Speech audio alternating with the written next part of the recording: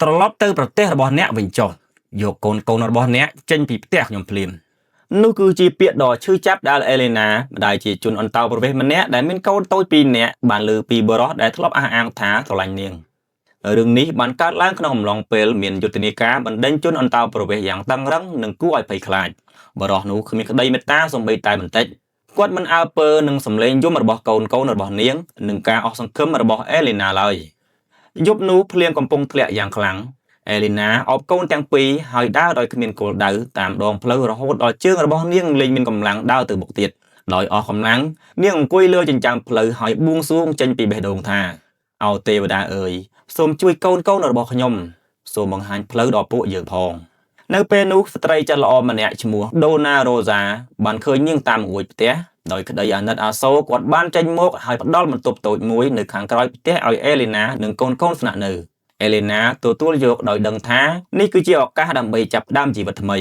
ដើម្បីសងគុណនាងបានជួយដូណារ៉ូសាសម្អាតផ្ទះនិងធ្វើកិច្ចការផ្សេងជារៀងរាល់ថ្ងៃមួយអេលេណាបានប្រទះឃើញឡដុតនំប៉័ងចាស់មួយដែលទុកចោលនៅជ្រុងបន្ទប់ដូណារ៉ូសាបាននិយាយថា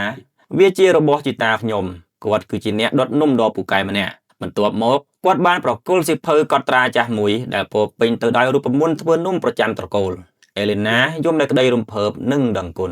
នាងមានអារម្មណ៍ថានេះគឺជាចម្លើយនៃការបួងសួងរបស់នាងបានផ្ដោតអារម្មណ៍រៀនរូបមន្តទាំងនោះយ៉ាងអស់ពីចិត្តនាងធ្វើខុសជាច្រើនដងនំខ្លាចឆេះនាងយំព្រោះអស់សង្ឃឹមនិងខកចិត្តប៉ុន្តែនាងមិនដែលបោះបង់ឡើយថ្ងៃមួយអ្នកចិត្តខាងម្នាក់បានរត់មកទាំងភ័យថ្លន់ថ្លោនំគោកំណោតសម្រាប់កូនប្រុសរបស់គាត់ត្រូវបានលុបចោលអេលេណាមិនស្ទាក់ស្ទើរឡើយនាងបានដុតនំពេញមួយយប់ដោយខិតខំធ្វើឲ្យល្អបំផុតតាមដែលអាចធ្វើទៅបាននៅក្នុងពិធីខួបកំណើតមនុស្សគ្រប់គ្នាសរសើរថានំនោះឆ្ងាញ់និងស្រស់ស្អាតខ្លាំងណាស់ចាប់តាំងពីថ្ងៃនោះមកការកំងនំបានចូលមកជាបន្តបន្ទាប់ដោយសារការខិតខំប្រឹងប្រែងមិនចេះហត់នឿយ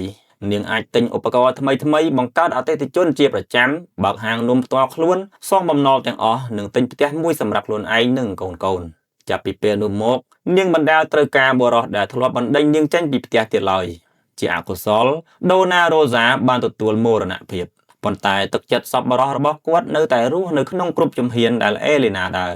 សប្តាហ៍ថ្ងៃនេះអេលេណាបានជួយស្ត្រីអន្តោប្រវេសន៍ជាច្រើនដែលមកដល់ដោយក្តីភ័យខ្លាចនិងអស់សង្ឃឹមដូចជានាងធ្លាប់ជួបកាលពីមុននាងយល់ថា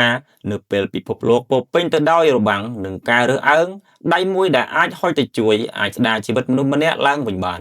មេរៀននៃរឿងនេះគឺជីវិតអាចដកយកអ្វីគ្រប់យ៉ាងពីអ្នកប៉ុន្តែគ្មាននរណាម្នាក់អាចដកយកភាពក្លាហានក្នុងការចាប់ផ្ដើមជាថ្មីពីអ្នកបានឡើយសេចក្តីសប្បុរសមិនស្គាល់ព្រំដែនសេចក្តីស្រឡាញ់មិនមានសញ្ជាតិហើយការជួយគ្នាអាចសង្គ្រោះជីវិតមនុស្សបាន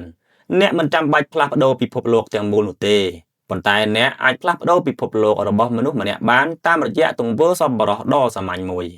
នេះហើយជារបៀបដែលអេលេណាបានកើតជាថ្មីហើយនេះហើយជារបៀបដែលដូណារ៉ូសានឹងរស់នៅជារៀងរហូតក្នុងចិត្តមនុស្សប្រសិនបើអ្នកជឿថាមនុស្សគ្រប់រូបសមនឹងទទួលបានផ្ទះមួយការគោរពនិងឱកាសលើកទី2សូមចែករំលែករឿងនេះទៅកាន់អ្នកដែលមានក្តីមេត្តានៅក្នុងបេះដូងពីព្រោះសេចក្តីស្រឡាញ់គួរតែមានចំពោះមនុស្សគ្រប់រូបដោយគ្មានការលើកលែងគ្មានព្រំដែននិងគ្មានលក្ខខណ្ឌ